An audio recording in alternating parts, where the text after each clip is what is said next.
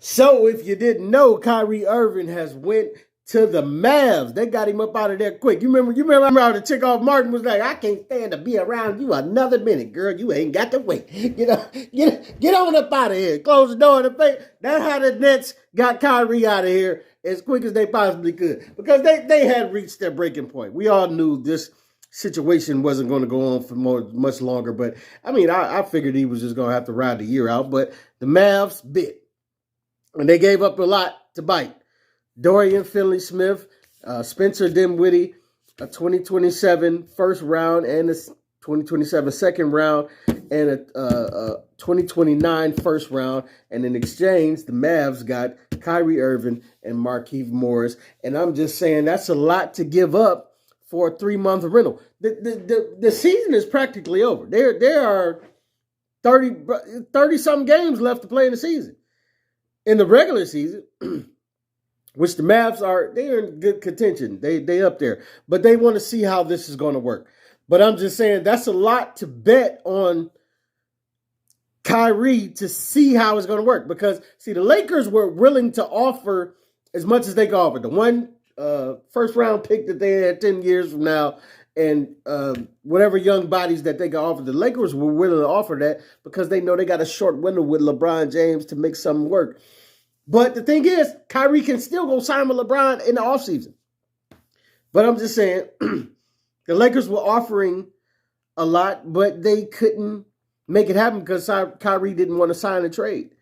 So we're just asking, as a team that's about to give up a lot to trade for you, bro, can you tell me you're going to be here for 2 years? Can you sign this document that says you're going to be here for 2 years? No, I can't do that. Whereas the Lakers, I mean, you got to pass on that. Really could pass on it in the first place. But the Mavs bit, and it may or may not bite them in the butt. You know what I'm saying? Because you got to see how it's going to work. Luka Doncic puts up 33 points a game. I mean, he's a beast. He's a beast. And Kyrie is a beast as well. Kyrie putting up, I think, like 27 points a game. Kyrie is not short of a performance when he is on the court. The problem is when you get him on the court. And I'm just sorry to say, listen, I stand with Kyrie on a lot of things that he did. When they was forcing the jab, he stood on that. I was with him. And this recently with the documentary, he stood on that. I was with him. You know what I'm saying? I love some of the things that Kyrie stands for because he has some other things that are not as in my train of thought. Flat Earth stuff, some of the stuff I can't mess with you on, Kyrie. But I'm just saying, I'm riding with you on a few things.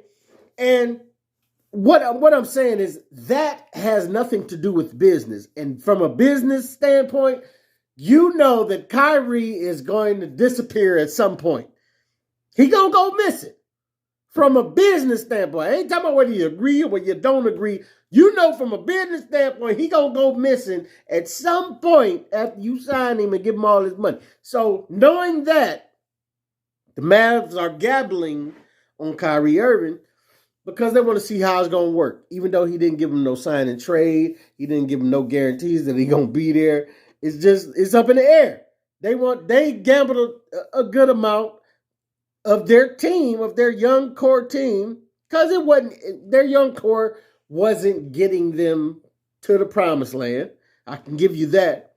But so a lot of times you want to be like, well, you know, just because we ain't got there yet don't mean we don't want to gamble. Because Luka is there for like the next 5 years, I believe.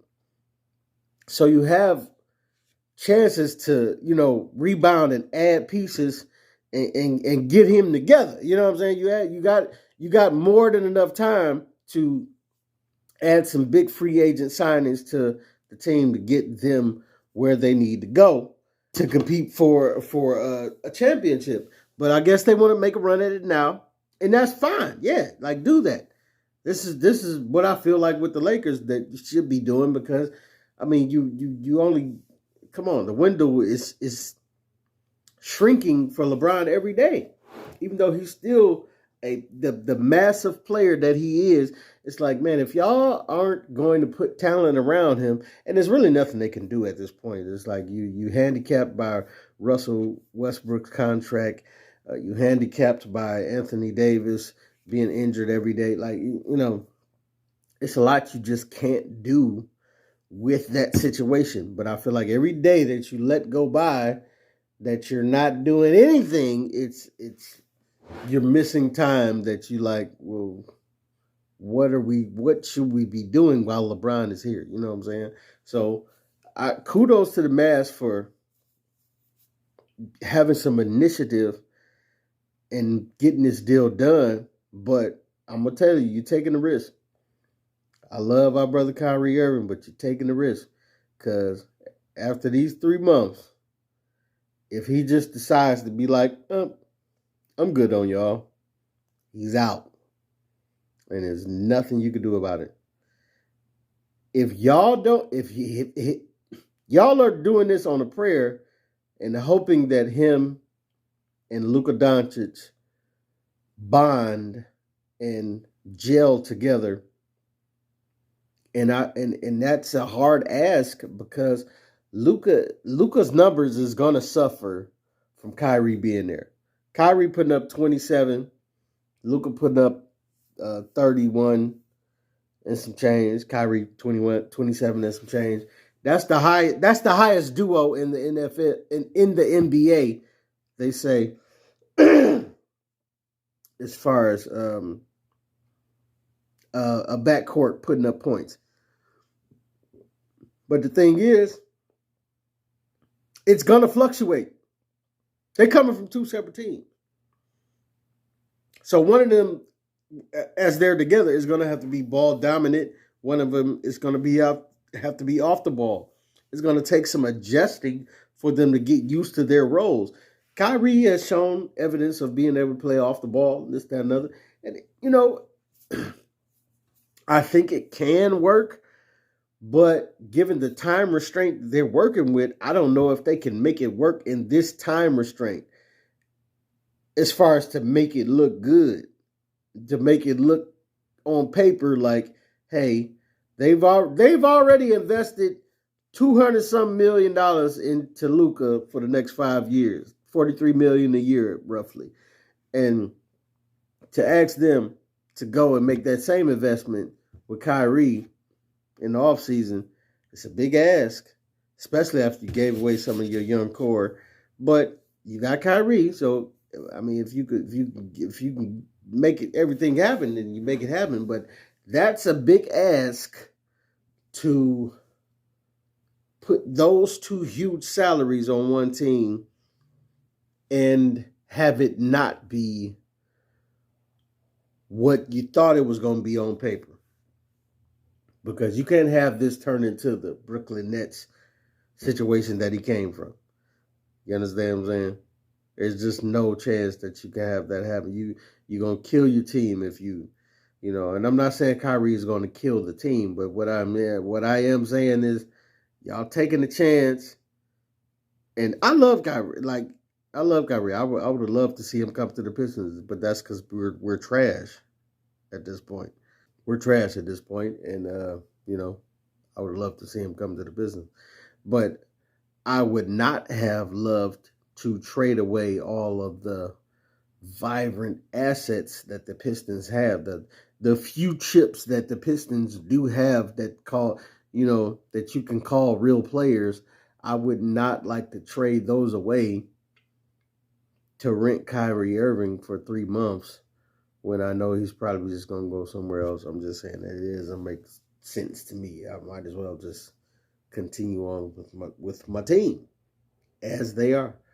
But, hey, you tell me what you think. Do you think this is a good trade or a bad trade for the Dallas Mavericks? Do you think that, and something furthermore that I want to say is that the Nets got this, that, and the other in return, but what good is it going to do? Because I think Kevin Durant is on his way out the door. Kevin Durant has low-key been on his way out the door since he got in the door. You know what I'm saying? So, like, how long do you expect him to stay here with this going on?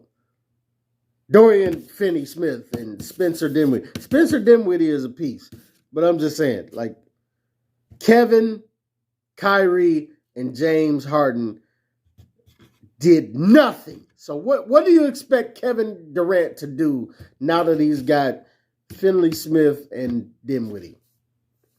I don't think he's staying, but it's just me. Because everywhere Kevin goes, he seems to be like dipping his toe out somewhere else. Like, I might want to dance, get on out in these streets, you know what I'm saying? But hey, you let me know what you think, what you don't think. It's your boy Pete Camp. Get at your boy.